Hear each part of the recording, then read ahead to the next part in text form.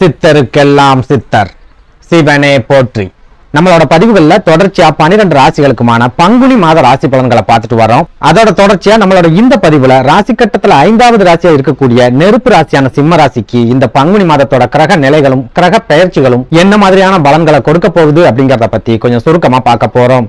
அதனால சிம்மராசி அன்பர்கள் இந்த வீடியோவை கொஞ்சம் கூட ஸ்கிப் பண்ணாம கடைசி வரைக்கும் முழுமையா பாருங்க. அதுக்கு முன்னாடி நம்ம சேனலை நீங்க இப்பதான் முறையா பாக்குறீங்க அப்படின்னா தயவு செஞ்சு சப்ஸ்கிரைப் பண்ணிக்கோங்க. வீடியோ பிடிச்சிருந்தா மறக்காம அந்த லைக் பட்டனையும் தட்டி விட்டுருங்க. அதை விட முக்கியமா உங்களை மாதிரியே போராட்டமான ஒரு வாழ்க்கையை வாழ்ந்துட்டு வரக்கூடிய சிம்மராசிக்காரங்க உங்க நட்பு வட்டாரத்திலேயோ அல்லது சொந்த பந்தத்திலேயோ இருக்காங்க அப்படின்னா அவங்களுக்கு இந்த வீடியோவை மறக்காம ஷேர் பண்ணி விட்டுருங்க. சிம்மராசியை பொறுத்த வரைக்கும் தற்சமயம் இவங்க கண்டக சனியோட ஆதிக்கத்துல இருக்காங்க. இந்த கண்டக சனியோட ஆதிக்கம் அப்படிங்கிறது கடந்து போன மாசி மாசத்திலையும் சிம்மராசிக்காரங்களுக்கு ஒரு சில பாதிப்புகளை மட்டும்தான் கொடுத்திருக்கு. எந்த வகையிலையும் சிம்மராசிக்காரங்களுக்கு யோகங்களையோ அல்லது அதிர்ஷ்டங்களையோ கொடுக்கல அப்படின்னு சொல்லலாம். குறிப்பிட்டு சொல்லணும் அப்படின்னா பெரும்பாலான சிம்மராசிக்காரங்க கடந்த மாசி மாசத்துல நிறைய மன குழப்பங்களை கட்டாயமா சந்திச்சிருப்பாங்க. அதாவது சொந்தமா தொழில் செஞ்சுக்கிட்டு இருக்கிறவங்களுக்கு இந்த தொழிலை தொடர்ந்து செய்யலாமா அல்லது வேற ஏதாவது தொழிலை மாத்தி பார்க்கலாமா, இந்த தொழில பெரிய அளவுக்கு லாபம் கிடைக்கலையே, இந்த மாதிரியான ஒரு குழப்பம் அப்படிங்கிறது கடந்த மாசி மாசத்துல கண்டிப்பா ஏற்பட்டிருக்கும்.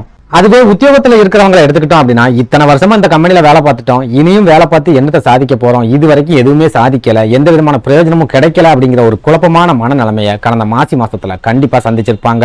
அதாவது தரையில ஒரு கால் தண்ணியில ஒரு கால் அப்படின்னு சொல்லுவாங்க. அந்த மாதிரி இந்த வேலையை தொடர்ந்து செய்யலாமா இல்ல வேற வேலைக்கு போயிடலாமா அப்படிங்கிற ஒரு குழப்பமான மனநிலைமை பெரும்பாலான சிம்மராசிக்காரங்களுக்கு கடந்த மாசி மாசத்துல ஏற்பட்டிருக்கும். இதனால தொழிலா இருந்தாலும் சரி அல்லது உத்தியோகமா இருந்தாலும் சரி இவங்களால சரியா அதுல கவனம் செலுத்த முடியாம போயிருக்கும். அது மூலமா கூட ஒரு சில வீழ்ச்சிகளை கடந்த மாசி மாசத்துல சந்திச்சிருப்பாங்க.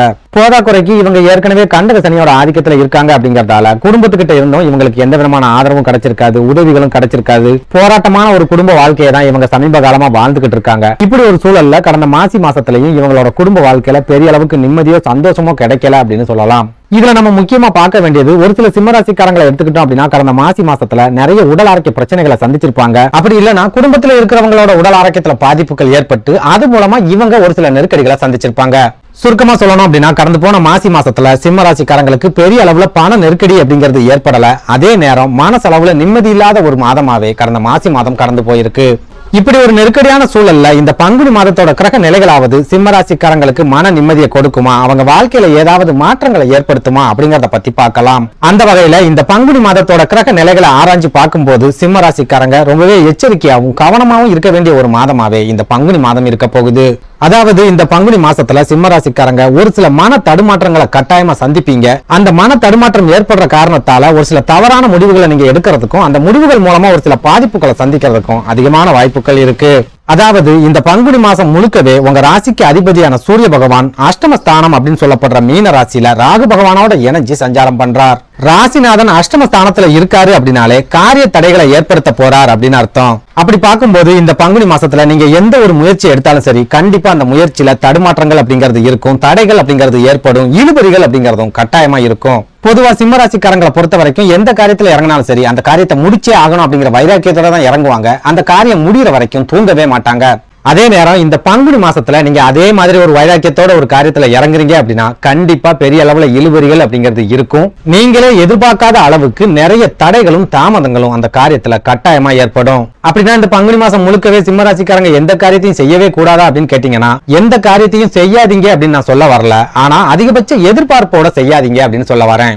உங்களுக்கு புரியுற மாதிரி சொல்லணும் அப்படின்னா இந்த காரியத்தை முடிச்சே ஆகணும் அப்படிங்கிற வெறியோட எந்த காரியத்திலையும் இறங்காதீங்க. அதாவது ஒரு காரியத்துல இறங்குறீங்க அப்படின்னா முயற்சி செய்வோம், முடிஞ்சா சந்தோஷம், முடியாம போயிடுச்சு அப்படின்னா திரும்பவும் முயற்சி செய்வோம் அப்படிங்கிற மாதிரியான ஒரு மன நிலைமையோட அந்த காரியத்துல இறங்குங்க. அதே போல ராசிநாதன் அஷ்டமஸ்தானத்துல இருக்கக்கூடிய காலகட்டத்துல உங்க உடல் ஆரோக்கியத்திலையும் பெரிய அளவிலான தாக்கங்கள் அப்படிங்கிறது கண்டிப்பா ஏற்படும். அதுலயும் குறிப்பா பெரும்பாலான சிம்மராசிக்காரங்களை எடுத்துக்கிட்டோம் அப்படின்னா உடல் ஆரோக்கியத்துக்கு பெரிய அளவுல முக்கியத்துவம் கொடுக்க மாட்டாங்க. மருத்துவமனைக்கு போகணும், மருத்துவரை போய் பார்க்கணும் அப்படின்னு இவங்க எப்பவுமே நினைக்க மாட்டாங்க. ரொம்பவே முடியாத பட்சத்துக்கு மட்டும்தான் இவங்க மருத்துவமனை பக்கமே போவாங்க. இதுல ஒரு காமெடியான விஷயம் என்ன அப்படின்னா இவங்க குடும்பத்துல இருக்கிற யாருக்காவது சின்ன தலைவலி வந்தா கூட உடனடியா அவங்கள மருத்துவமனைக்கு கூட்டிட்டு இவங்க ஓடிடுவாங்க.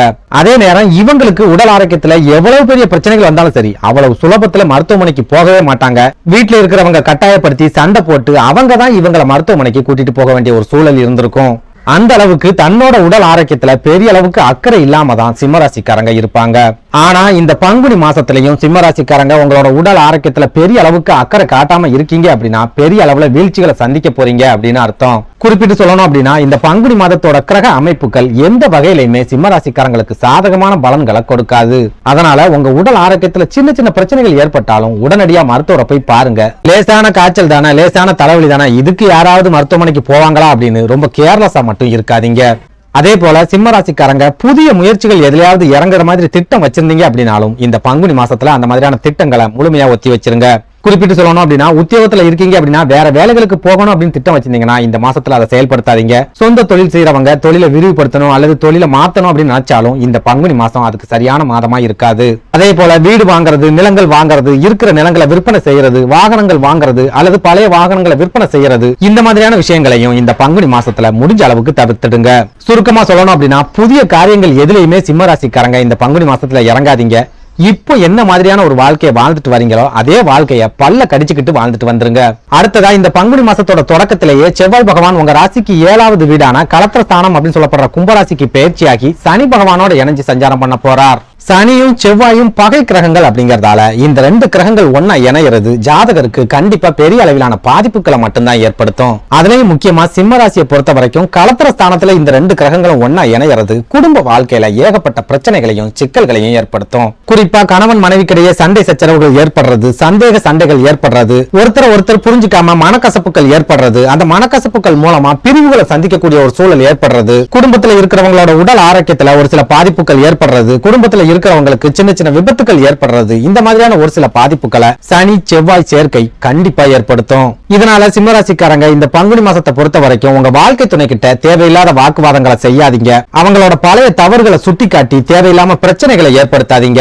அதை விட முக்கியமா நீங்க எச்சரிக்கையா இருக்கிற மாதிரி குடும்பத்துல இருக்கிறவங்களையும் எச்சரிக்கையாவும் ரொம்ப கவனமாவும் பாத்துக்கோங்க. ஏன்னா இந்த பங்குனி மாசத்தை பொறுத்த வரைக்கும் உங்க குடும்பத்துல இருக்கிறவங்களோட உடல் ஆரோக்கியத்துல ஏதாவது பிரச்சனைகள் ஏற்படுது அப்படின்னா அதுக்கு முழுக்க உங்களோட கிரக அமைப்புகள் தான் காரணமா இருக்கும். அதனால குடும்பத்துல இருக்கிறவங்களோட உடல் ஆரோக்கியத்துல அதிகபட்ச கவனத்தை செலுத்துங்க.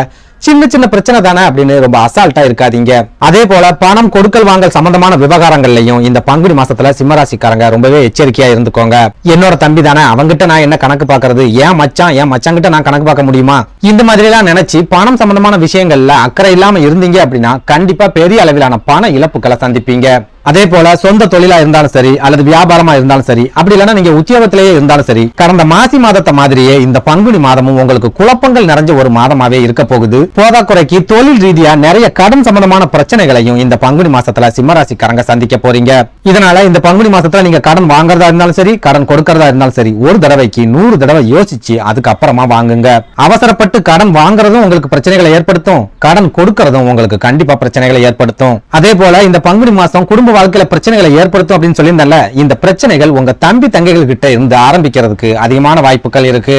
அதாவது உங்களோட தம்பி தங்கைகள் உங்களை பத்தி தவறா புரிஞ்சுக்கிறதுக்கும் அவங்க கூட ஒரு சில சண்டை சச்சரவுகள் ஏற்படுறதுக்கும் இந்த பங்குனி மாசத்துல அதிகமான வாய்ப்புகள் இருக்கு.